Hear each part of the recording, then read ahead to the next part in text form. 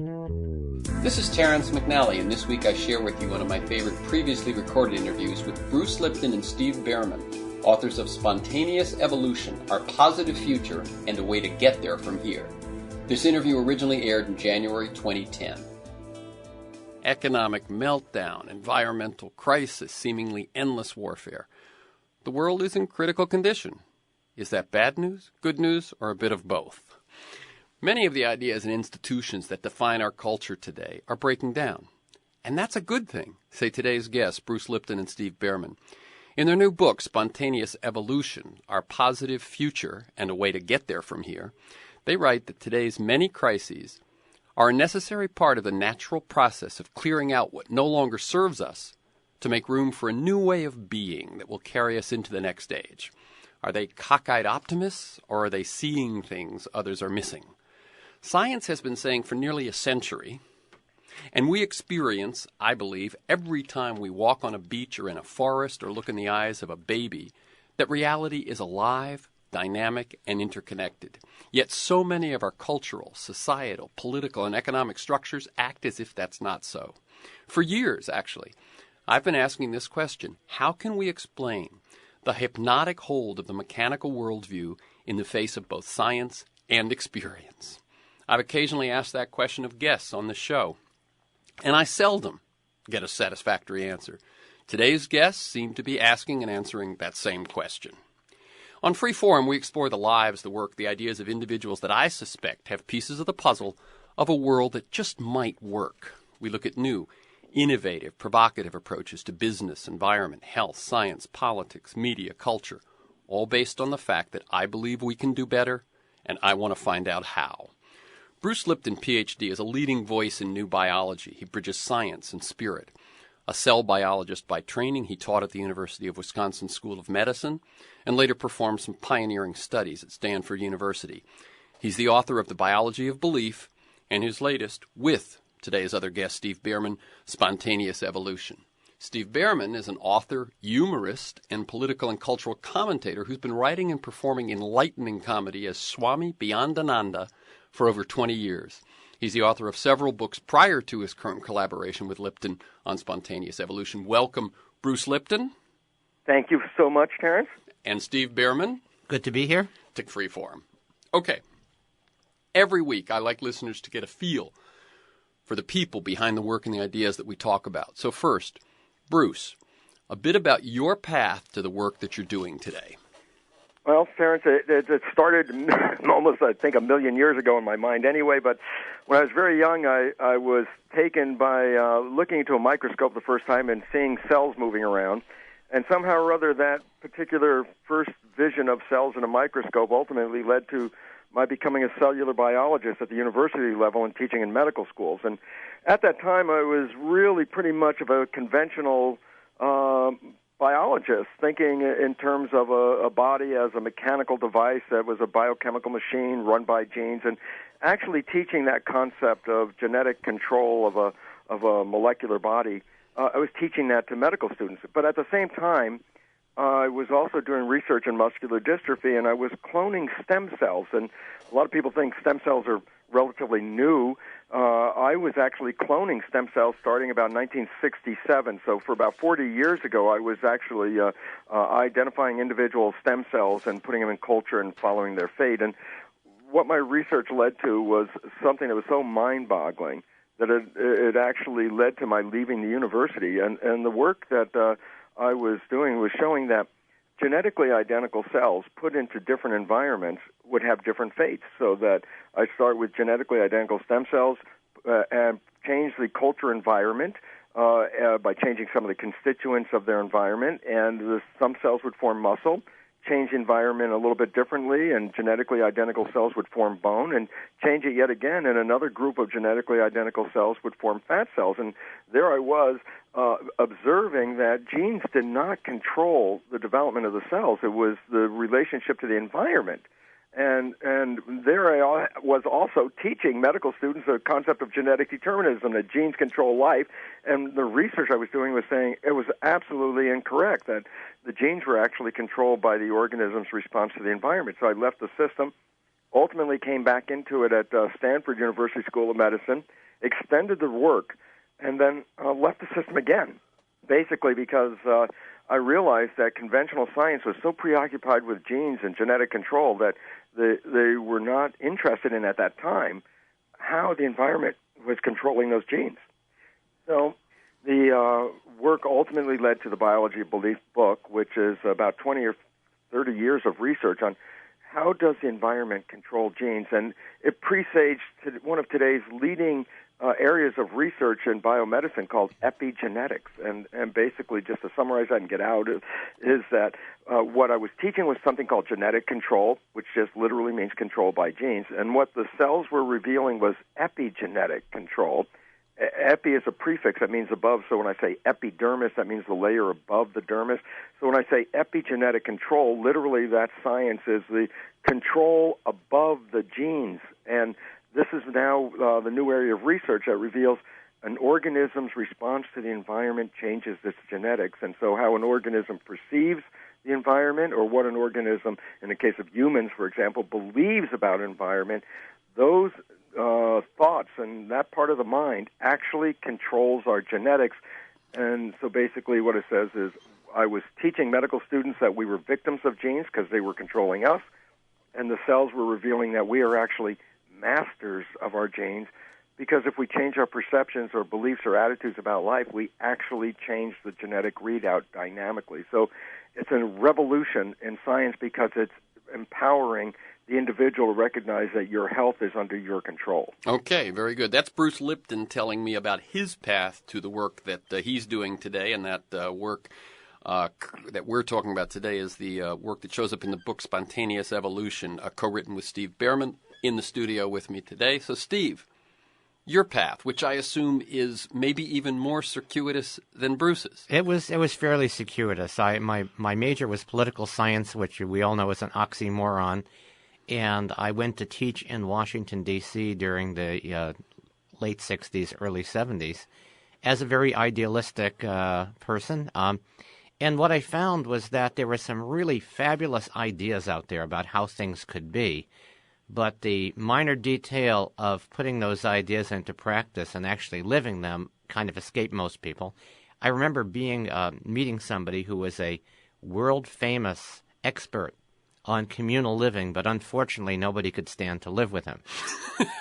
So these kind of contradictions, and I realized that I didn't know very much, and I certainly didn't know very much about how we turn the ideal into the real deal. And so my journey for about 30 or 40 years, really, about 30 years figure, has been in various, exploring various spiritual paths and learning about myself and seeking ways of making these great ideas congruent with actual reality.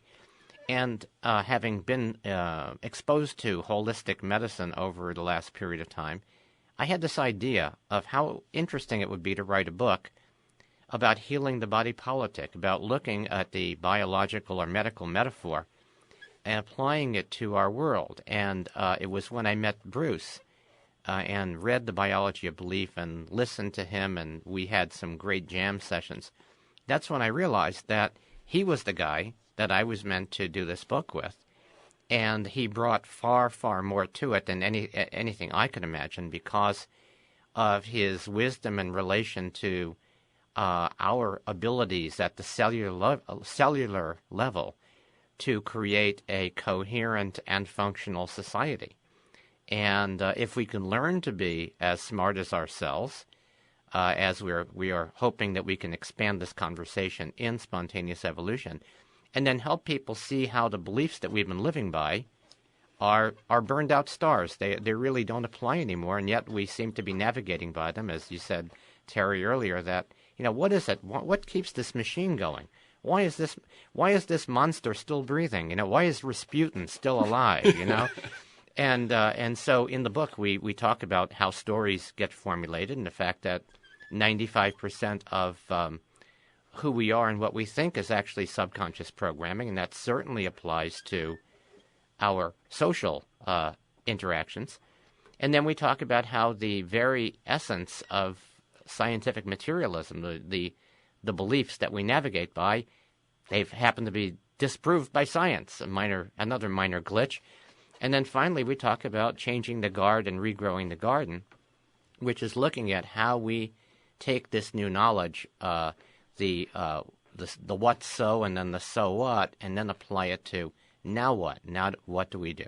Okay, it's interesting. You're listening to Free Forum. I'm Terry McNally, and I'm speaking with Bruce Lipton and Steve Bhaerman. They're the authors of Spontaneous Evolution, Our Positive Future and a Way to Get There from Here. I got to say something that it's interesting. Both of you, I asked your path to the work you're doing today, and both of you couldn't resist talking about your book and what it says. We have plenty of time to do that, but it's clear that you guys are eager to do that. But one thing that you left out, Bruce, and it's kind of indicated by your website, Wake Up Laughing, not exactly what you... Steve, you meant. Yeah, Steve. Okay, yeah. Not exactly what you'd expect of someone who's talking heaviosity here. So part of your path, besides looking at spiritual answers and how to make the ideal real, was humor. Right, and for the last 20-something years, I've been performing and writing comedy as Swami Beyondananda, the cosmic comic. And the Swami has taught me a lot about this because humor is a great way to allow new ideas to infiltrate. And that goes for the person doing the humor as well. I've learned a lot in having cohabiting with the Swami. And I'm gonna follow that for another moment here. As someone who's done a lot of improvisation, when you slip into character, the character taps into things that Steve Bhaerman doesn't know or Terry McNally doesn't know. But if he suddenly decides he's, a long-lost scientist from Slobovia, he'll. And you've actually found that to be true? Yes. In fact, I say that the Swami is turban-powered. As soon as he puts the turban on, then we got a whole different set of wisdom coming up. Very good. Okay, so I like that. If I could say one thing that we don't get quite enough of on my show or on this station or maybe in any, quote, serious media is humor.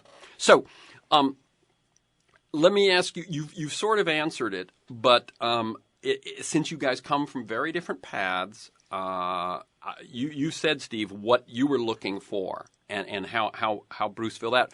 Bruce, how did you decide to take on this collaboration? Well, I was already moving into this area of evolution and got so caught up with cellular biology stuff and my lectures on the biology of belief that I kept putting this vision and understanding of where civilization was in a biological sense on the back burner until Steve and I started getting into discussion. I thought, this is a great time to kick this thing off, and I'm so glad we did because it's so appropriate right now in that we talked about this a few years ago, and we had a lot of projections, and they're all manifesting right now, so it's real exciting to see that there's an unveiling of an evolution process, and we're caught right in the middle of it. And it's so exciting because most people are just caught up in, oh, my God, crisis here, crisis there, what are we going to do? The sky's falling. And for the last few years, Steve and I have been crafting this understanding that says, well, this is absolutely a good idea because we are now in a world that's not sustainable, and biologists and scientists have found that we are facing our own extinction by having so messed up the environment that we're compromising ourselves. And so it says very simply is you can't keep doing the same things we've been doing because that's the cause of the problem. And so we have an opportunity to recognize that we're in a transition. So rather than focusing on the crisis part that's coming apart and coming down, what we really want people to understand is this is just a process that allows us to get to a much higher level of evolution, which is immediately in front of us, so that we could really collectively look into the future and transcend this period of upheaval and start to recognize there's a great world in front of us right now. Okay. Let me start sort of pulling apart and then putting back together some of the threads that you deal with in the book. And I think we've set up the kind of the big undertaking and the context pretty well. One of your key points is you say that there are three perennial questions that any belief system needs to address, and that the answers to those questions have changed. Okay, Steve, what are those questions? The three questions. First of all, why are we here? How did we get here? And now that we're here, how do we make the best of the situation? And how have those changed? Well, we started out, I mean, if you look at, recorded history, really, we began with animism, and animism was simply the I am one with everything. And so there wasn't much of a distinction between the spiritual world and the material world. And the indigenous people were able to navigate these two worlds fairly easily. And that kind of paces the being in the garden, being a part of the garden. And had we stayed at that point, we would be little more than human animals in a cosmic petting zoo. But we ventured out of that to explore, and I think that evolution is really another way to explain evolution is collective learning of awareness, learning about itself. And so we then began to see, as a young child begins to see the world, we began to see that there were many forces. We began to recognize that there's the me and there's the not me. And in the not me, we began to assign powers to these various gods. And so we had polytheism. Then we had the monotheistic view, which is that there is only one God and one power. And we had the institutionalized version of monotheism through the institutionalized version of Christianity, which was very powerful throughout the Middle Ages and so on. And at some point, just to jump in, you only said the institutionalized version of Christianity, not Islam, not Judaism? Well, what I'm saying is that the most powerful form of that, which has impacted Western society, I mean, in a certain sense, Judaism had monotheism long before, while Greece was worshiping many gods. But in terms of, to really compress this conversation. Okay, I just wondered. We're not slighting anybody. If you're talking about the Western worldview. Yeah, Western worldview, and that's really that's what gave birth to scientific materialism, because of the Christianity, the institutionalized version of the church, and its infallibility. The first little chip to fall was another minor detail. Copernicus recognizing that the Earth actually revolved around the sun, and it took over 100 years for that belief to be integrated by throughout even the thinking world and so on. So we saw that that as soon as the church lost its infallibility in that regard, then we began to see the rise of scientific materialism, which is the current dominant paradigm. And that essentially, as you were referring to earlier, Terry, that is where it's the material world that matters. You look at Newton and Descartes and all of that, and all of those people, what they really were saying is that the universe is a machine. And so in the book, we actually talk about, in the first part of the book, the section called What If Everything You Know Is Wrong? During that part of the book, we talk about how these belief systems have evolved as new understandings and new knowledge have come about. So right now, we are at the threshold of a really new understanding, which we in the book call holism, and that is that what we call science and what we call spirit are really part of the same thing. And so what we have are institutions based on scientific materialism, based on these beliefs that have been actually disproved by science. I think what's Bruce could tell you more about that. If I can jump in, Bruce, Steve, is that I've often thought, how come? I mean, in some ways, it's mind-boggling that while it took 100 years for the culture to accommodate Copernicus and quite a while to accommodate Galileo, you would think that would happen quicker now. But it isn't. In other words, the discoveries in science that still do not seem to dictate our worldview models go back to the very start of the 20th century. Yeah, Einstein's theory in 1905. So we're 100 years past that. But then we're also 2,000 years past Jesus, who said, love thy neighbor as thyself. So it takes certain things longer to integrate. At this point, because of the crisis that we're in, because none of our institutions are working, we have what we call institutionalized insanity, more and more people are looking at, well, okay, if we have this insanity, then how do we go sane?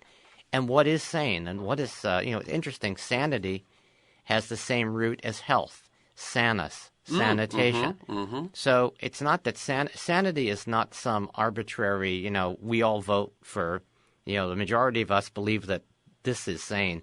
There really is something that's essential, that's beyond our culture, epicultural perhaps, that is health, sanity, and coherence. And now we're beginning to recognize in this process of going sane that so many people seem to have embarked on right now, we're beginning to recognize that there is an entirely new structure and an entirely new order that's predicted by science. Okay, and I'm going to make one quick observation that I've made before on this show that I don't even need a response for, but it's that that moment when we went from polytheism, which was a god for the weather and a god for the harvest and a god for, et cetera, to monotheism, that it strikes me that the revelation of one was an accurate and helpful revelation. The misinterpretation of that revelation as meaning my one versus your one is we've been paying the price for this, at least 4,000 years. Okay, I'm Terry McNally. I'm speaking with Bruce Lipton and Steve Bhaerman, the authors of Spontaneous Evolution, Our Positive Future and a Way to Get There from Here, in which they say that it's pretty obvious that things are breaking down, and they're not entirely miserable facing that, because they believe that this is the breakdown that precedes a redefinition, a reemergence, and this evolution, this revolutionary evolution. And that is, I think, an accurate term, because one of the things that you guys say is that we think evolution is very gradual. In fact, there's these moments of sudden evolution. Let me ask Bruce Lipton to take this one. I'm going to go to the next piece of your construction of this whole idea, which is these myth perceptions, unexamined pillars that support modern thought. This is picking up where Steve left off. And what are some of these in science that are that actually have been proven wrong, and just the public hasn't been let in on that yet? Well, Terrence, the interesting thing about these misperceptions, is, just to add to Steve's a little bit, is that what we have to say is that the answers to those questions that we talked about, the perennial questions, when the general population accepts some particular answer from some group or some entity and say, these are the answers we accept, that we also have to recognize then when we need any other truth about our world, we go to that source. So, for example, in the days when the church was running the show, even if you want to find out about health or what's going on in the future of the world, you always went to the priest or the church to get the answers. Or previous to that, the medicine man. The medicine man, which would back in animism. So there's always that was the important point, is that we seek our truth from whoever provides these answers. And when science took over, which was after Charles Darwin, then we started to find, you want a truth? Well, you don't go to the church anymore. Now you go to the science people. And it becomes very interesting to recognize that then the flavor of the answers is actually what flavors the culture and character. So when the answers change, then that's when the civilization changes, because we change the character of how we run our lives. So, for example, the current vision in scientific materialism is basically, number one, our belief in matter is primary.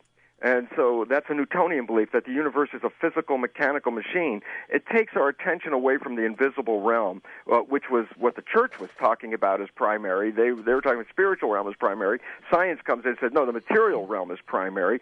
So as a collective group, we started to more or less as a culture focus on material acquisition as a representation of how well we're doing in our lives, because the more matter you have, that means that you're more effective in this world. So we get more Humvees, we pick the earth and the environment apart as our culture is seeking more matter, and he who dies with the most toys wins kind of concept. And this vision has changed, as we talked about, over 100 years ago, because quantum physics came in and said, that thing you ignored, that invisible stuff. Well, according to quantum physics, the invisible realm is the primary shaper of the physical realm. So what we really have to start to recognize is, well, we've been focusing on matter. Now we have to focus on the invisible realm. Well, what's that? Well, those are in our personal lives, our thoughts, which become the shaper of our biology and our emotions and our attitudes.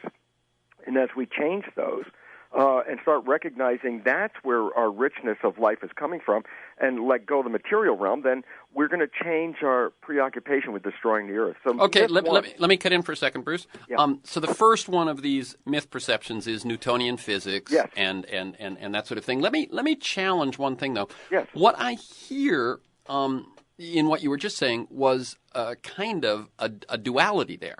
That they were paying attention to matter, and we got to pay attention to the invisible. I mean, holism, it seems to me, is not paying attention to one or the other. It's realizing that they are, in fact, the same. Exactly. That's what the conclusion ultimately comes to, is because if we do look over history, and Steve started to talk to us about the different civilizations that have come and gone, the primary differences between them are whether they are emphasizing the spiritual realm as being primary or the material realm. And animism, as Steve started out, said, no, they recognize both were in the same thing, and you deal with both of them. We're coming back to that after having taken civilization off to the spiritual realm under the church and then into the material realm under the sciences. Science and spirituality are coming back to a midpoint to recognize that they're both very critical. And what we've left out of our current civilization, of course, is the spiritual element, because for the last 150 years, the science has not really emphasized that. So we're bringing that back in. So if there was a little emphasis on that, Terrence, it was only because that's the piece that's missing in today's world that says, wait, there's more to us than this physical plane. Very good. Let me cut in, because it looks like Steve wants to. No. Okay. Then let me cut in and go to this, which is, let's go to point 2, which is genetic control of life. Right. And that's Steve referred to that a little bit, I think, earlier. But what is that belief, and what has been what's the new belief? Okay, old belief: genes control who we are. We didn't select the genes. We can't change the genes. And consequently, then our lives are seemingly out of our control because the genes are predetermining our fate. And so we buy into the belief of that kind of science that, well, I'm a victim, and I can't get out of this, so I need a rescuer. So as victims, we turn over our health care to other people, when it turns out the new biology reveals that, no, our thoughts and our beliefs and the way we interact with the environment, they control our genetics. Okay, let me ask a question prior to that one, which is that I think one of the common misperceptions that most people have is that your genetic blueprint is that there is a blueprint that you were born with or you were conceived with, and that blueprint basically is going to play out in your life. And what you're saying is, you are born with a genetic structure, but it's not a blueprint. It's not a done deal. And absolutely. And the one thing, and wait, what I'm trying, Bruce, wait a second. Oh, sorry, I got so excited. I know. That's good. What I was trying to say was, again, not this either or, that in fact it isn't just, because I want to make sure that people hear this right. You aren't saying just our thoughts and our feelings influence these things, but our environment. And that our thoughts and our feelings are part of our environment. But that's really what it is, right? That it isn't just like you're a clock that's set out and unwind for the rest of your life doing exactly what your genes told you were going to do, that the interactions with a toxic physical environment will also influence your genes. But what you're pointing out is that it is this interaction that's going to play out in our lives, and that gives us some power. Oh, absolutely, because if you look at the way, if I give you the story that we've been living by, then I say you have no power. Just get a good health insurance policy. And what we're talking about is you do have a power. You are a participant in this reality. And so is everybody else involved with this participation. So it takes us from complete victim on the belief that is our current belief, and puts us into the part that we are active and participating in the unfoldment of our own genetics, our own health, and the world that we live in. So it says, okay, stop standing back and waiting for things to happen, because we can take a step forward and start to manifest rather than to be passive recipients. And the one thing I will say before we go to a break here at the halfway mark is that you're saying that from a position of science, not from a position of belief. Absolutely. Okay. And so we'll take a brief break. I'm Terry McNally, and I'm speaking with Bruce Lipton and Steve Bhaerman about the ideas in their book, Spontaneous Evolution. Be back in just a moment. Here's what's happening on the Leslie Marshall Show on the Progressive Voices Network. At the time, Western aid workers were avoiding travel into Syria because of the high risk of kidnapping. So she definitely put herself more at risk. Let me be clear. I am not blaming her or any victim that takes a risk for journalistic purposes, for aid purposes, or even might make poor choices. We've seen that with some people who come close to the Iranian border and cross it. North Korea. Ms. Mueller wrote that she had not been mistreated, unlike several of the American and European hostages held by ISIS, who have been known to torture their hostages, including waterboarding. By the way, this is why we should not torture. Why do you think they're waterboarding? Because that's what we do. People are calling a congressional member a hero for the nasty things he's saying about Guantanamo, like we should be proud of it. And if you look at the description of things we have done in torture and even at Guantanamo, they're very similar to things that ISIS has done, Al-Qaeda has, the Taliban has. You reap what you sow. Catch the Leslie Marshall Show Monday to Friday from 3 to 6 p.m. Eastern on the Progressive Voices Network. Okay, we're back. As I said, I'm speaking with Bruce Lipton and Steve Bhaerman about the ideas in spontaneous evolution. They both have websites. One is brucelipton.com. That's one word, brucelipton.com. And Steve Bhaerman's website is wakeuplaughing.com. And mine is terrymcnally.net, and that's where you can learn more about the show, the guests, the podcast, transcripts. You can sign up for a weekly podcast, or you can sign up to receive a weekly announcement telling you who's going to be on and what we're going to talk about and some background on the issues. You can also get that by emailing me at temcnally@mac.com. temcnally, one word, at mac.com.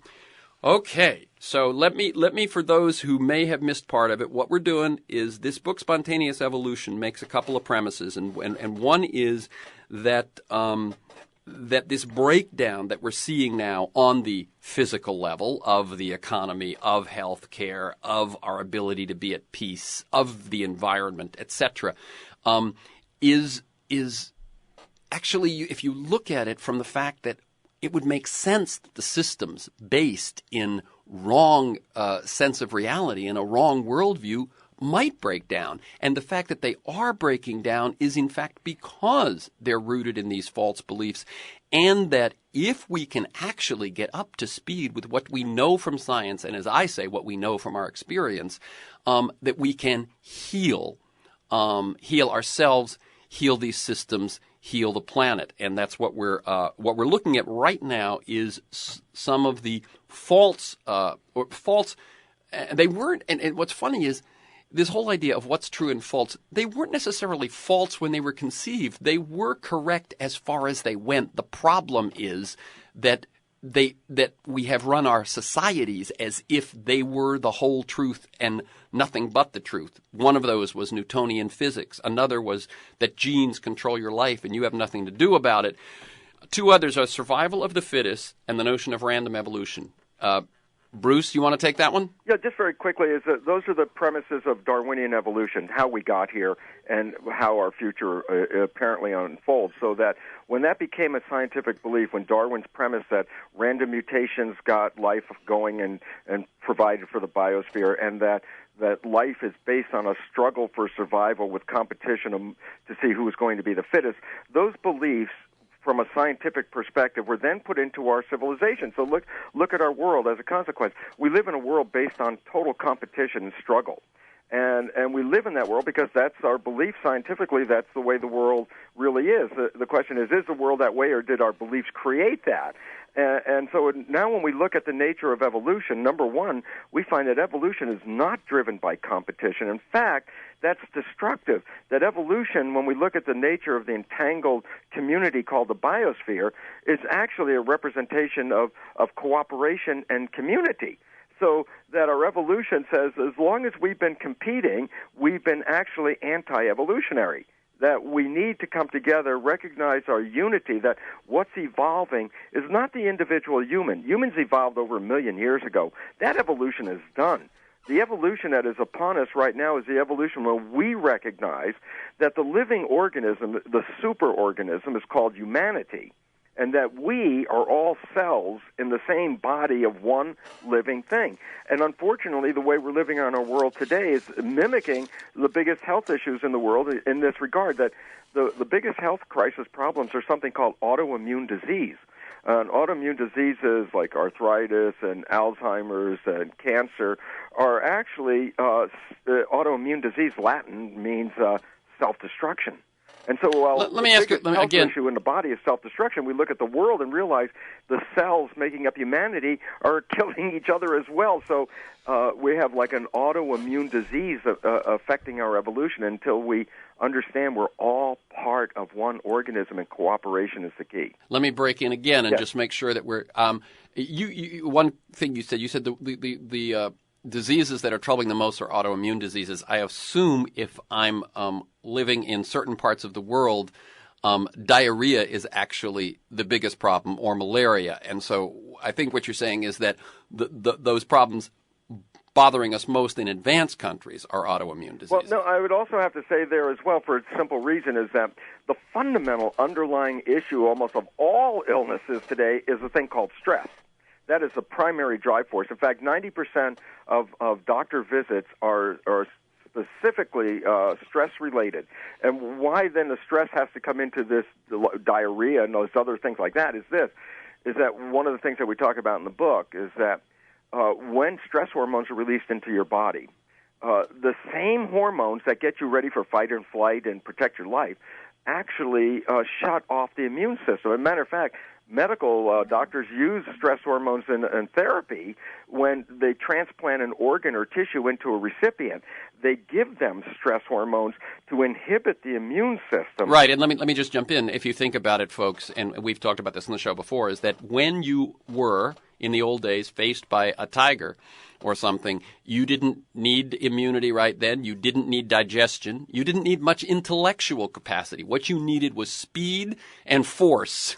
And so though the body, it was a survival mechanism that it would turn off certain things and turn on others. The problem is that now those stressors are often symbolic and often constant in modern society. That's the problem, yes. Let me jump finally to the last one, which is this notion of random evolution. That's a very critical one, because when you say, well, why are we here? If you start with, well, it's random, mutations, then your answer would be, well, there's no reason for us to be here. It was just an accident. It was sort of like a genetic crapshoot, and that's how you got here. It was just an accident. Well, the problem with that belief is then it disconnects us from the biosphere and all the other organisms and the planet. It just says we were sort of just luckily ended up here in this environment. And it turns out, no, that the fundamental nature of evolution is every new organism that evolved to come into the biosphere came in a process of bringing harmony and balance to the biosphere. So when you introduce one organism, it tries to bring in balance, but then after a period of time, it goes into overbalance. So then a new organism is introduced to bring it all back to balance. And so evolution has been an effort to bring harmony and balance into the environment. Well, then you look at the world that we came into and say, no, we just got here by accident, and we can use this environment in any way we want. It's irrelevant in that sense. And so by seeing our disconnect from the environment, we end up destroying the environment.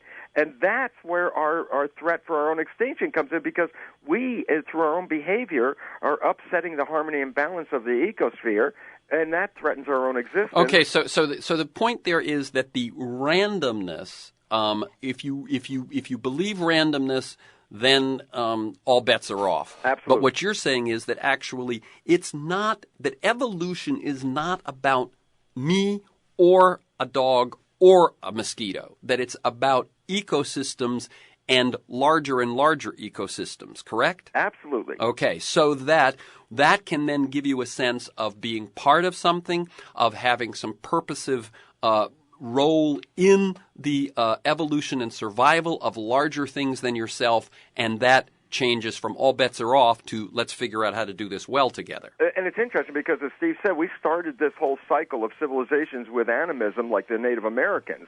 And we have to actually return to that kind of awareness which they were living under, where they were talking about they were there to tend the garden.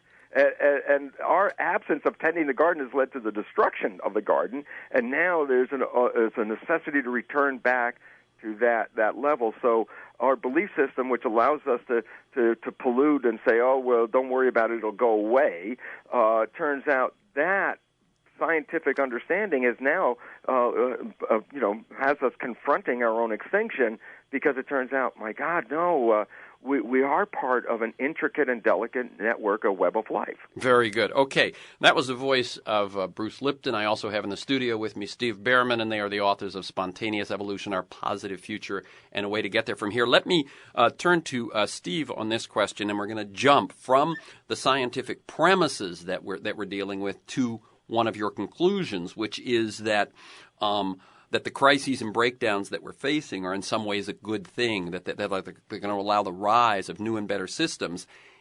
That may not be such good news to a lot of people who are being hurt in the process. Speak to that. Well, interestingly, you mentioned the malaria and the diarrhea and so on. And those kinds of illnesses are a function of this dominator belief system, the survival of the fittest, as opposed to what we talk about, the thrival of the fittingest, that when you disperse resources in such a way where everybody benefits and you build a commonwealth, then what happens is that you spend less time, energy, money, attention on fixing things that could have been prevented. So we spend less energy than protecting ourselves from one another, and when we allow every individual to thrive and every local garden to thrive in that sense, then we eliminate these diseases, because we allow these people to, rather than the monocultures which we see in so many of the third world countries, we encourage growing your own food, local sustainability, local energy, local autonomy. All of a sudden, every group makes a contribution. Now, interestingly, and Bruce could go into great detail about this, we have underneath our skins a 50 trillion cell, highly functional community with technology that far outstrips anything that we've come up with our human minds. We have this system is so impeccable when we're healthy and so harmonious. We have full employment, universal health care, no cell left behind, and the organs are cooperating with one another so that the whole system can thrive. You never hear about the liver invading the pancreas, demanding the islets of Langerhans. It just doesn't happen. So we have a highly functional system where it's recognized that every organ has its job. Well, in a similar way, we can begin to imagine, and we could talk more about how we can actually put these ideas into practice in our lives and community and world, but we can begin by imagining. Awareness is really the first step, and every phase of evolution involves expanding awareness and expanding connection. Now, wait, you're saying that not just conscious evolution, but you're saying every phase of evolution, even evolution that appears to us to be simply physical, arises through awareness and connection? Well, of course, when single-cell organisms decided they didn't want to be single anymore, what they did was they combined in community, right? They became a community. And in the process of combining as a community, they enhanced the awareness of each cell. Each cell had access to the information that was being gathered and used by other cells, and then we had specialization of cells, and some cells that would never see the light of day but would get the signal about what was happening out there in the world. So now we are a community of 50 trillion cells working in concert, working together. And our cells may not be aware the way you and I are aware, but that gives us an advantage at this next phase of evolution, where we now can consciously participate in this process of weaving a web of mass construction. Instead of mass destruction. Yeah. Yes. Okay. So that was Steve Bhaerman. This is interesting. What you're saying is, so this metaphor between the cells and an organism of cells is very much a part of the whole vision that's embedded in this book, right? Yeah. I mean, expand on that just a little more. Okay. Well, if imagine that we are, as Bruce said earlier, that human evolution, we don't need to grow another arm, we don't need to grow a bigger brain. What we're growing is in awareness and in connection via community. So if that's so, then what are the implications of that? How do I live my life knowing this new information? Not survival of the fittest, but cooperation is really how nature works. Environments evolving as a system. How do we participate in the system? How do we take ourselves not just off the endangered species list, but off the endangering species Right, list? I was waiting for that one. Yeah, because we're definitely on that. And so what do we do in terms of how we live our lives as individuals, and then how we relate to other people? We begin to recognize that politically we've been divided, or we've divided ourselves into these groups, and it really would be as if the liver said, "I'm not talking to the heart. The hell with them," And when we begin to recognize that every nationality, every cluster of human cells is an organ.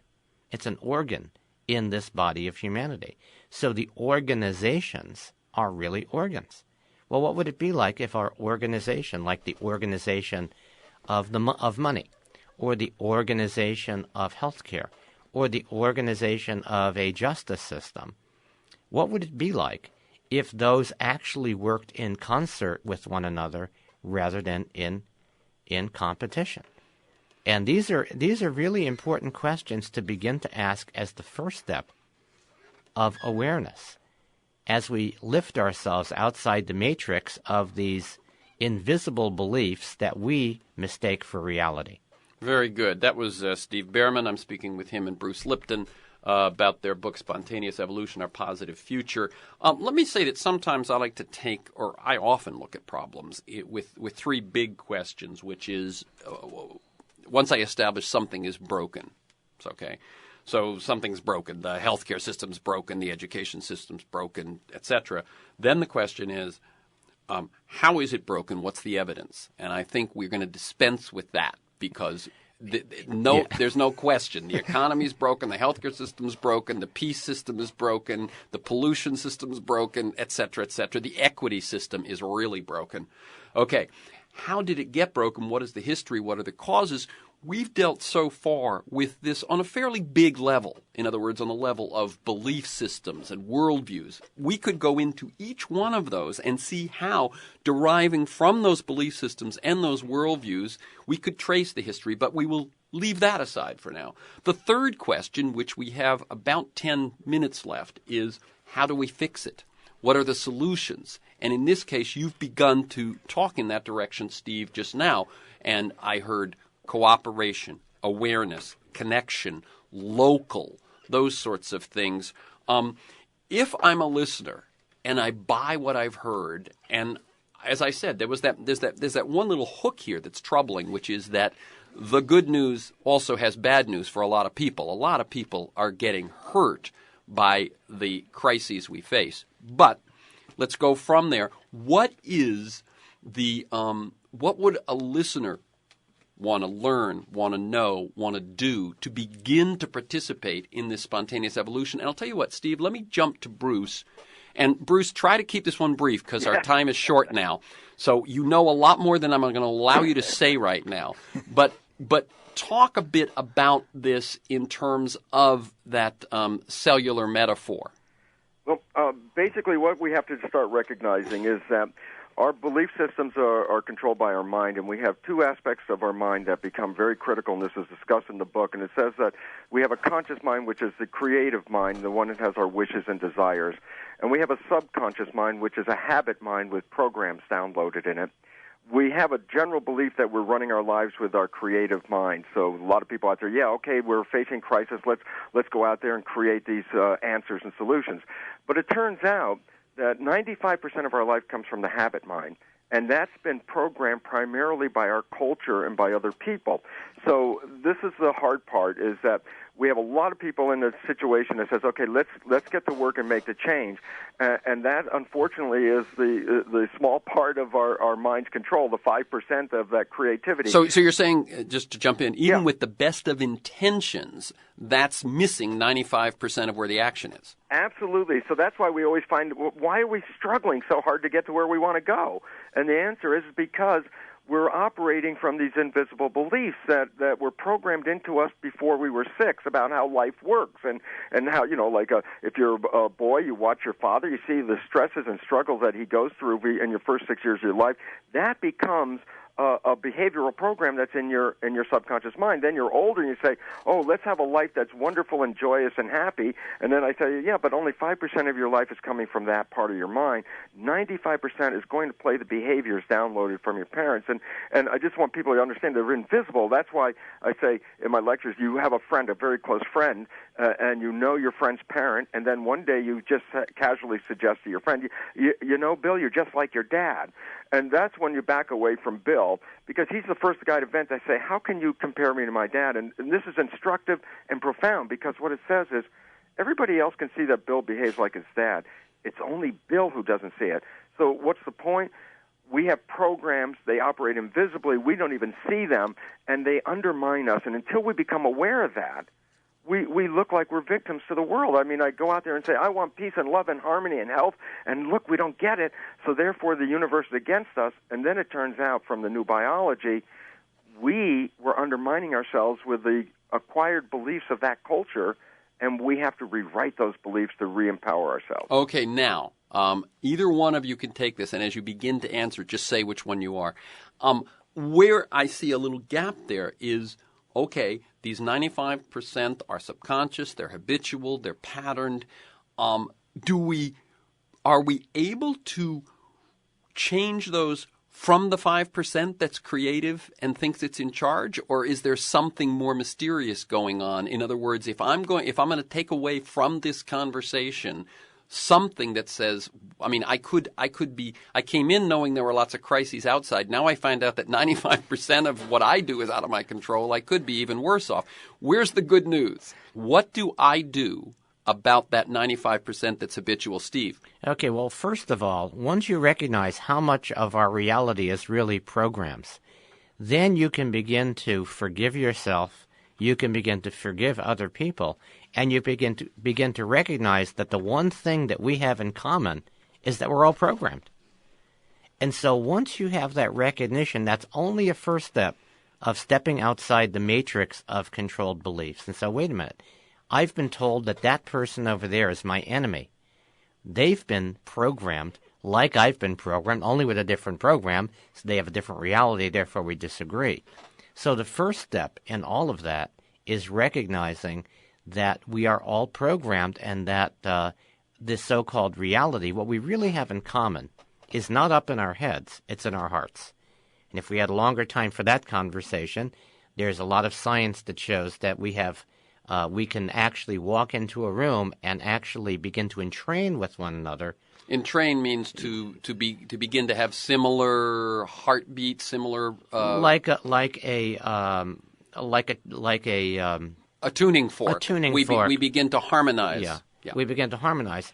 And so when you take people out of the beliefs that they're stuck in their heads with, and you begin to create situations where people can communicate and listen in a respectful way, an interesting thing happens.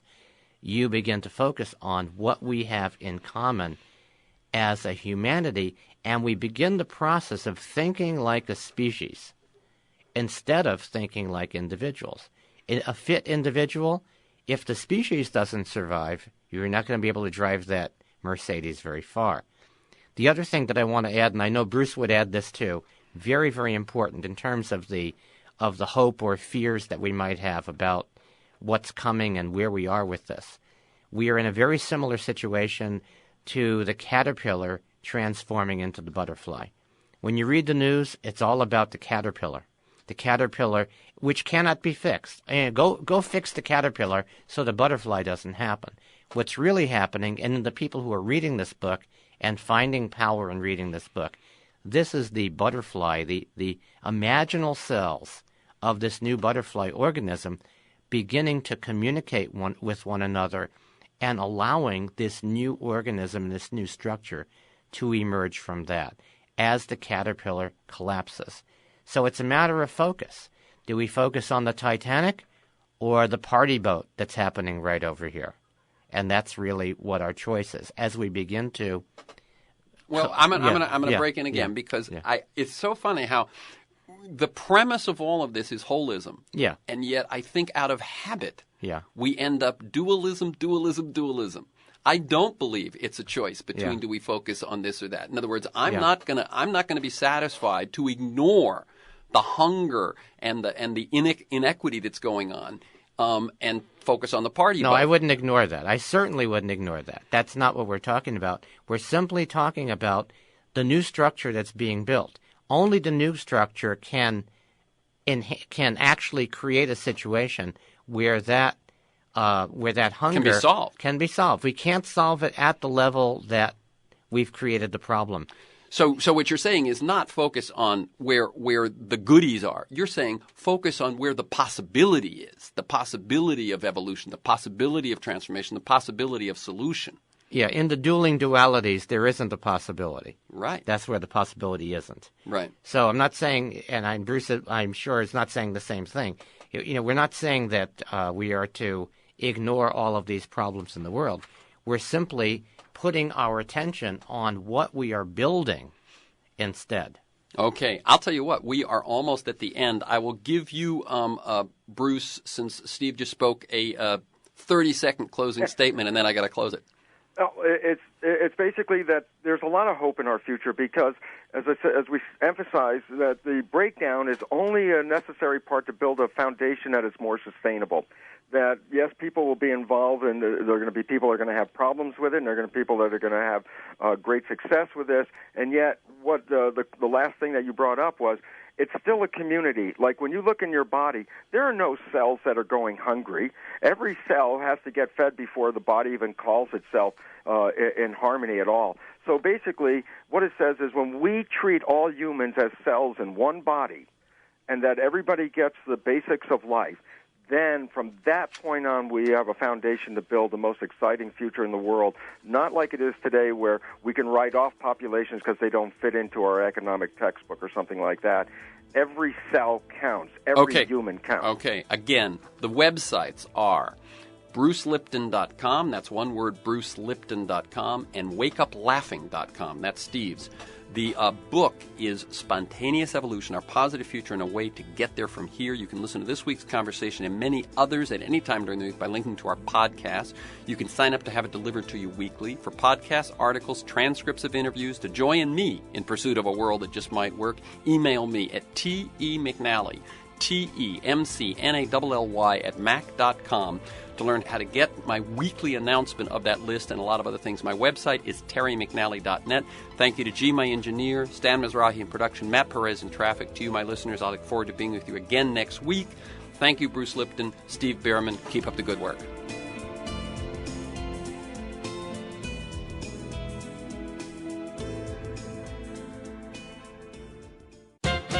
Ready or not, the race is on. For president, I mean. Yes, the candidates are already loose on the land, and goosey as ever. So far, the goosiest has been Mitt Romney. The GOP's 2012 loser was asked last year if he would try again, and he said, in these exact words, "Oh, no, no, no, no, no, no, no, no, no, no, no." That's 11 uh-uhs, which would seem pretty final. But in January, Romney suddenly backflipped into the race. Even more stunning, the multimillionaire plutocrat proclaimed that he was running this time as the candidate of the poor and the middle class. That was going to be fun to watch. But only 2 weeks later, Mitt quit. He said he wanted to give some of the new faces a chance.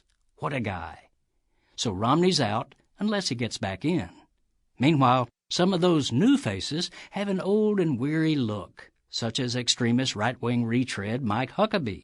He recently informed us that being gay is a lifestyle choice, like choosing to drink alcohol. Really? How does he know? And don't forget Rick Oops Perry. He's back, this time wearing horn-rimmed glasses that are supposed to make him look smarter. You judge. Rick's latest handicap, however, is not his stupidity, but trying to look presidential while under felony indictment for abuse of his gubernatorial power, plus having his office under scrutiny for awarding handouts of public dollars to campaign donors and political cronies. You know you've got an image issue when your press conferences keep featuring photo ops of you flanked by a covey of high-dollar criminal defense lawyers. This is Jim Hightower saying, still, the goofiest thing is that the 2016 race could come down to Bush versus Clinton. Haven't we seen that movie before? And is all of this the best that America can do?